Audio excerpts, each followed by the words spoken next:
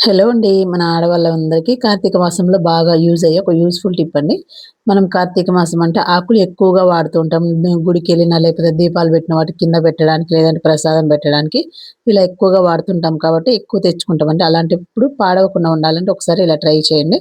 ముందుగా ఆకులన్నీ తడి ఉన్నా, ఏమన్నా డస్ట్ ఉన్నా గాని ఒకసారి టిష్యూ పేపర్‌తో మొత్తం ఇలా క్లీన్ చేసుకోండి. తడి లేకుండా మొత్తం ఆకులన్నీ ఇలా క్లీన్ చేసేసుకోండి.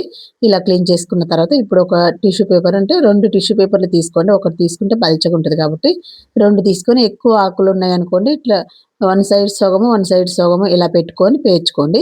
కొన్ని ఉన్నాయంటే ఒకటే విధంగా పెట్టుకుంటే సరిపోయిద్దండి. ఇలా పెట్టుకొని టిష్యూ పేపర్‌లో ఫోల్డ్ చేసేసుకోండి దీన్ని మొత్తము. ఇలా ఫోల్డ్ చేసుకున్న తర్వాత మీ దగ్గర ఒక ప్లాస్టిక్ డబ్బా గానీ, లేదంటే స్టీల్ డబ్బా గానీ ఏదున్నా గానీ ఆ డబ్బాలో పెట్టేసుకోండి. నా దగ్గర ప్లాస్టిక్ డబ్బా ఇలాంటిది ఉంటే ఫ్రిడ్జ్‌లో పెట్టుకునేది దీంట్లో పెట్టేసి పెట్టుకుంటున్నానండి.